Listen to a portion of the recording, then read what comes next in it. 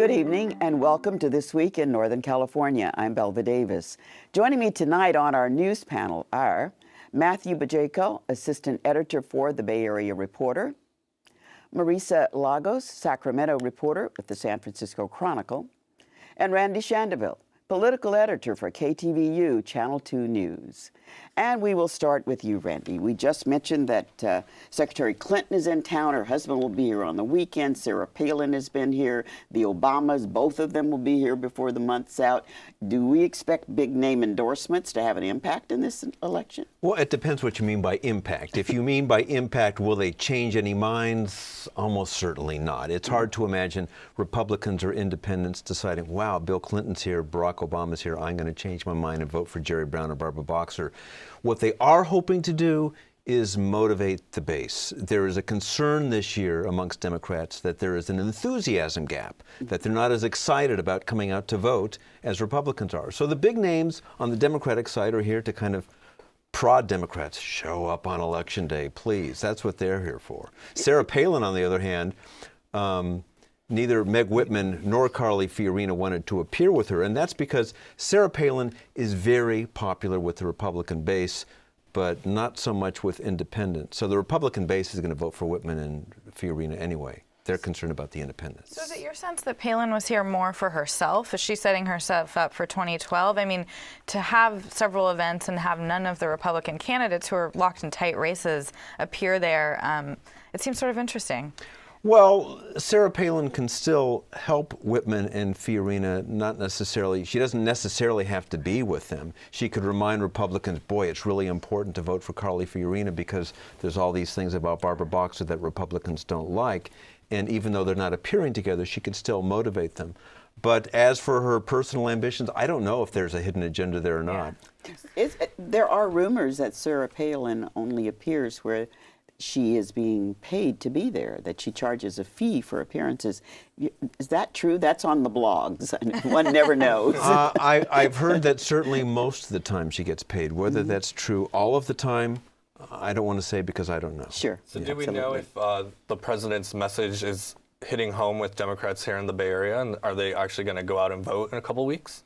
That's a good question. I don't know. I can tell you anecdotally, and I realize we're all wary of that term anecdotally, but when I talk to people on the streets, when I talk to Democrats on the streets, and there are mainly Democrats here in the Bay Area, they aren't excited.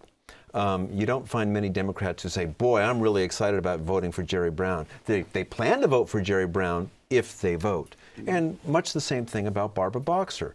They're not as excited as Republicans are. So that's the point of these visits, to kind of, ring an alarm bell, be excited, care. And we're almost, 2 weeks out on Tuesday. I mean, how's it looking for the Republican candidates, for the Democratic candidates? It seems like both Senate governor races are pretty tight still. Is there anything in the last few weeks that you think have really changed the dynamic? Both races are still tight, but in recent weeks, Barbara Boxer has been opening up a small lead over Carly Fiorina.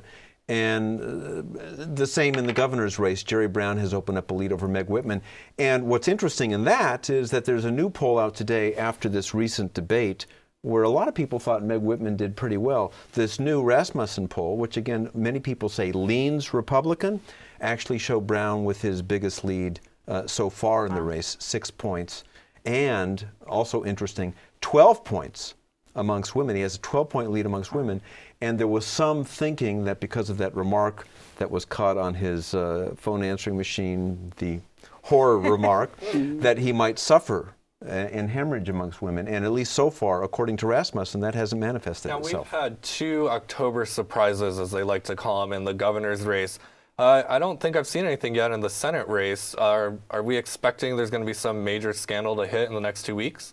Well, I haven't heard of any, but I wouldn't be surprised if one happens. One thing they have to keep in mind, if one camp or the other is planning a late October surprise, there's diminishing returns because the longer you wait, the more people have already voted. There's early voting. People are voting as we speak. Vote by mail have been for, a week and a half now? Yeah. And so if they wait too long, there's fewer voters to influence. If they do it too early, then the other side has time to rebut it and knock it down. So they want to wait till close so that they can't fact check it, so to speak. but they don't want to go too late when there's no one left undecided. We talk so much about the horse race. In the debates, have you sensed that candidates have really talked about issues at all? Yes, but they haven't really varied from what they said 6-10 months ago. They have been talking about the issues, but as we know, Meg Whitman is a very scripted candidate. And what she's saying in the debates, when she's asked a question, she's almost answering from a speech line. She's laying out her positions, but she's not giving any new ground. She's not adding to what she said a long while ago. Jerry Brown, on the other hand, from the beginning, has been more vague and less detailed than Whitman. But he's been talking about that, yes, I'm more frugal than you think. I haven't raised taxes. I'm a Democrat. No, I'm not beholden to the unions. And he has been talking about issues. And again, the interesting thing with Brown is he's kind of the opposite of Whitman. He's so self-confident and he's so sharp and witty that he ad-libs.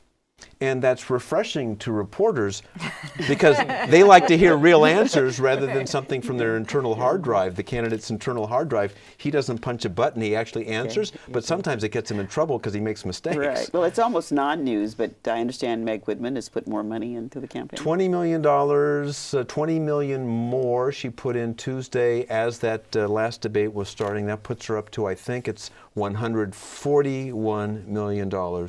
And that's by far the most of any candidate in California history. Wow.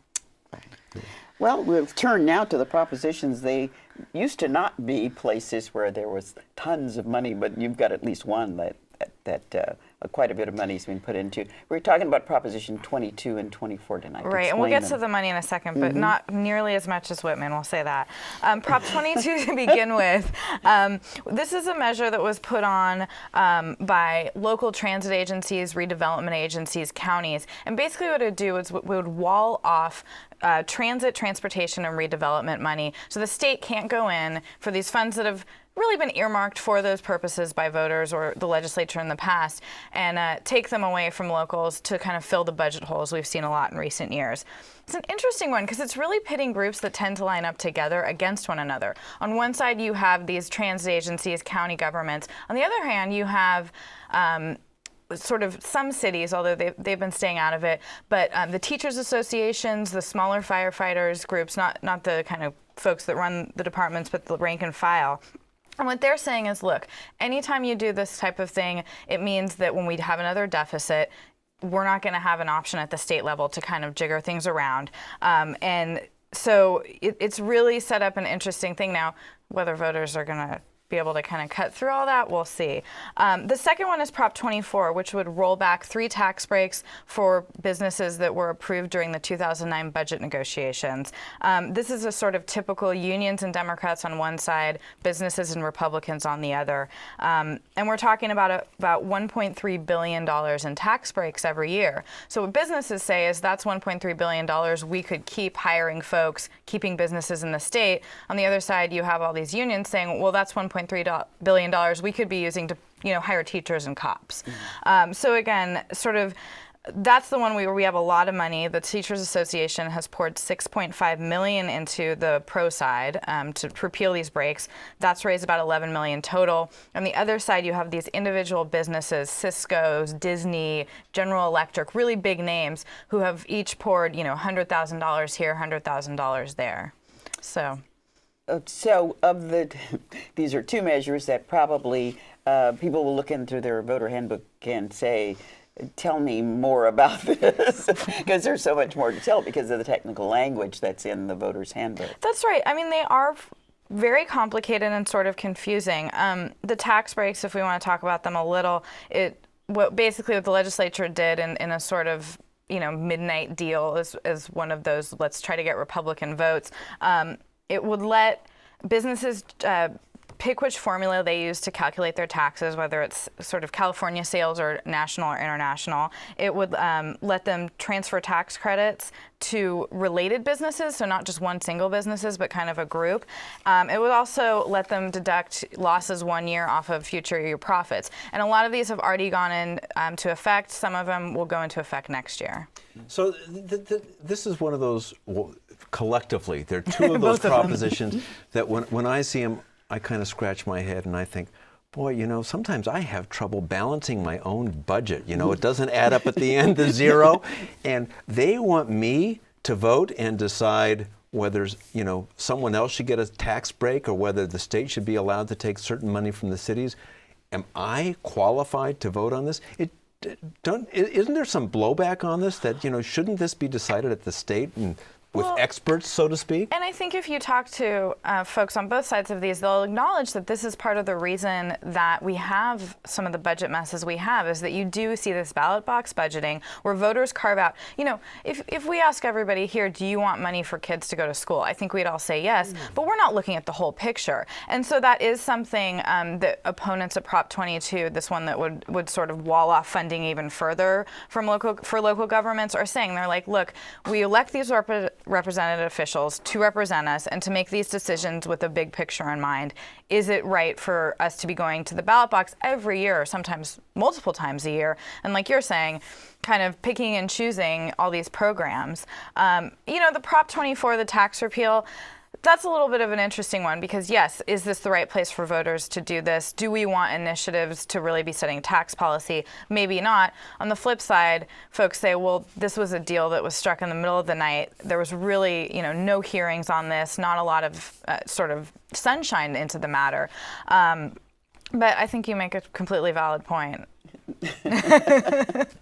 Well, I said about the San Francisco ballot, and I guess I certainly say it about the state proposition ballot, that sometimes you feel as though there is no one home in the halls where power is supposed to be. And people tend to vote no when they're confused, so don't be surprised if we see a lot of these go down. Yeah. Well, there's no confusion about your story, Matthew. You had a judge here who decided that almost enough's enough. So tell us a little bit about the Don't Ask, Don't Tell declaration of unconstitutionality. Sure. Well, the lawsuit was filed about 4 years ago by the Log Cabin Republicans and was largely ignored by almost everyone, and nobody really thought much about this lawsuit going forward. And then the judge down in Riverside, Virginia Phillips, kind of shocked everyone and said that the Don't Ask, Don't Tell policy, which bars gay and lesbian service members from declaring openly that they are gay and lesbian, is unconstitutional. And basically, that's a violation of their freedom of speech rights and due privacy rights. So what happened this week is that she actually lifted the stay of her ruling, and as of now, Don't Ask, Don't Tell is not being enforced by the military.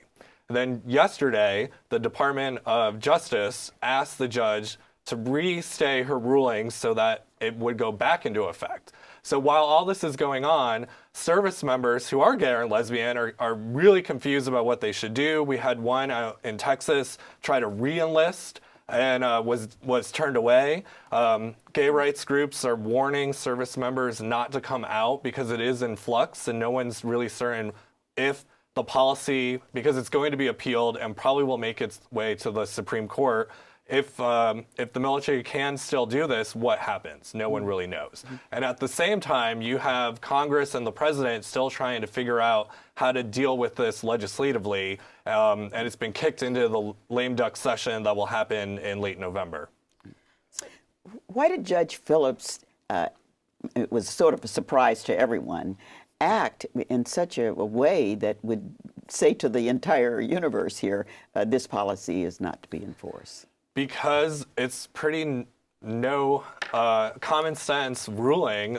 I mean, everybody out there is saying that this policy is bad, from the president to congressional leaders to Republicans in Congress.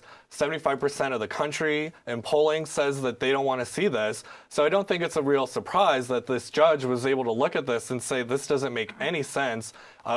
It's hurting these service members. It's hurting the military. The problem is that the military has been given a deadline of December 1st to figure out and study this issue and present to the president how they're going to institute allowing openly gay and lesbian service members in. And the president has said all along he wants that time for the military to figure it out before he just says, you have to do this. I guess there are some people who might scratch their heads and say, how could one judge in Riverside, California, turned the whole thing over. And, you know, in the past, we've heard all these complaints about quote-unquote activist judges. Are there going to be some people complaining about this judge in Riverside being a quote-unquote activist judge? Oh, certainly. They already are. I mean, we saw the same thing with Judge Vaughn Walker here with the same-sex marriage case. So I think some of the people who agree with the service members and Log Cabin that this law should be 86th also say that, you know, the Department of Justice should appeal so that it's not just left up to this one judge's ruling, and that it does go to the Ninth Circuit, and that it does go to the Supreme Court, where you never know. Yes, the Supreme Court right now is very conservative, but there is a swing vote on there, Justice Kennedy, who has been pretty good in the past on LGBT rights, and he may decide with the liberals that, yeah, we want to get rid of this. So you just don't know. So, but I think no matter what judge does anything, if one side doesn't agree, they're going to call him an activist Has the judge. Obama administration filed for an appeal, or yes, they've done both. So the judge is going to rule, or will have a hearing on Monday afternoon at 2:30 down in Riverside on the matter of imposing the stay on her ruling while it waits and goes to the Ninth Circuit. Thank you so much, Matthew. In fact, thanks to all of you for joining us here tonight.